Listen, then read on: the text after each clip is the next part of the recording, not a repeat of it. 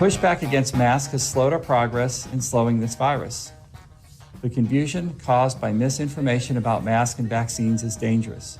Grandstanding legal actions at the state level have endangered residents. The judge has given us direction that rather than extending the previous order, the proper pathway forward in the eyes of the circuit court is to issue a new order. Grandstanding there, according to Dr. Sam Page. If I'm not incorrect, I believe he might have been talking about our Attorney General, Eric Schmitt, who's on the phone with me right now. Eric, what is your reaction to what Sam Page said there? By the way, what this whole thing about, Mark, is exactly what you just played. Him being able to go up to that podium and tell people, here's what you can do, here's what you can't do. They're never going to let this go. I mean, even by his own measure of cases, they're dramatically down from late July when he tried this the first time. There's no rationale for it other than it's about accumulating, aggregating, maintaining, exerting power over people's lives that I, as Attorney General for the people of the state, am not going to allow this guy to move forward on. I mean, there is no, this is never going to end. It's never going to end. You heard Joe Biden yesterday say, well, when can Americans go back to normal? When we get to 97, 98% vaccination rate. I mean, look, that is a glimpse. Each step of the way, people are like, well, it can't go that far. Every step of the way, they keep moving the goalposts so they can continue to exert oversized control over people's lives, and we're going to fight back. The fact of the matter is the so-called health order that was issued yesterday is illegal. And here's why. Under that state law that was passed last year, our last legislative session, you can only do one of those in a 6-month period, essentially, once it's expired. And they're trying to move forward now with one. He's months away from me be able to attempt this. So we'll be in court again. We'll win again. But I think he's just trying to create confusion or to have some sort of ego-boosting victory of some sort to be able to stand up there and say there's a mask mandate. Because I think, he wanted to get on this train months ago. So when the case numbers came down, as they're going to come down, and by the way, we're going to see a lot. COVID's not going away this month or next month. It's something that we're going to be living with, right? So there's going to be peaks and valleys. I think he knew that the numbers were going to come down. He wanted to claim credit with the mask mandate. It didn't happen. Science and data doesn't support his position at all, and which is why we've been winning in court against Page. So have you filed something already, Eric? We don't. Yeah, we will file a motion to enforce. Okay. We don't need to file a new lawsuit. This will be handled in the existing lawsuit, as this has been ongoing effort by Page, and he's been thwarted every time. The other thing that's worth mentioning here is that we still haven't gotten our discovery responses from when we filed in late July. That means all the emails, all the text messages, all the documents, things that you're relying on, Sam Page and your cronies and the other petty tyrants in St. Louis County government. What are you relying on for this?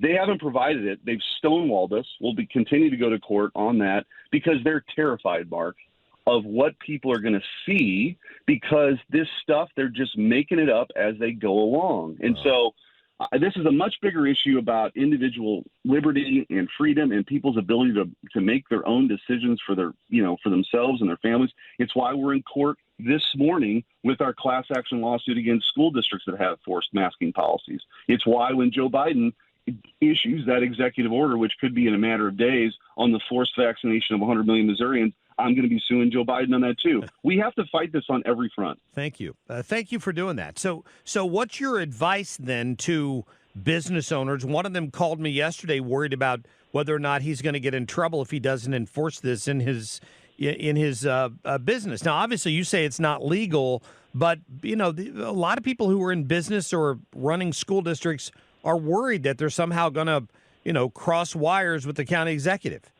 Yeah, look, they've already, which is why this is so ridiculous. The county has already said they have no intention of enforcing this. So it just tells you all you need to know about this. This is about ego, and it's about power. It's an illegal order. They don't intend to enforce. So what is this all about?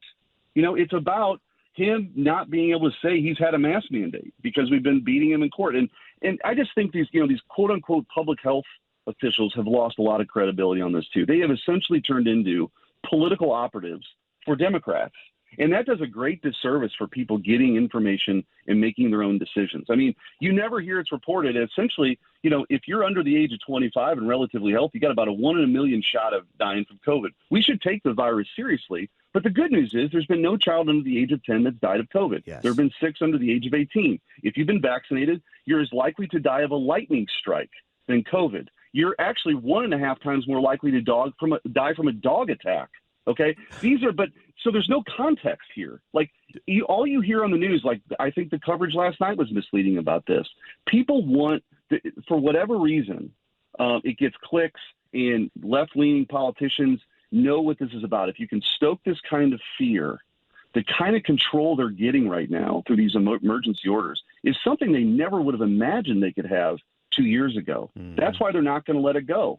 And they're going to start doing this on other issues, which is why I think that sort of the direction of our country and who we are, like at the core of who America is, we declared to the world, in 1776 that we believe in individual dignity. We believe in individual rights, and that government's just there to protect those rights, and people can pursue their dreams, make their own decisions. All that's on the line here. If we cede this level of authority to government, whether it's the federal government or local governments, there's no going back. There's no other place to go to. So America has to remain that shining city on a hill, which is why I'm so passionate about, fighting this fight. Yeah, Eric Schmitt, our guest this morning. One final question here. I've got a friend who serves on a local school board. This is the question they sent me this morning. Do school boards have any flexibility beyond either the mask option or the mandate? Does HB 271 allow a school board to stop tracing and quarantines? So actually, this is a good question. One of the issues in court today in Boone County, Columbia, we filed a lawsuit against the Columbia Public School District because, interestingly, their city council didn't issue a mask mandate, but their school board did for schools.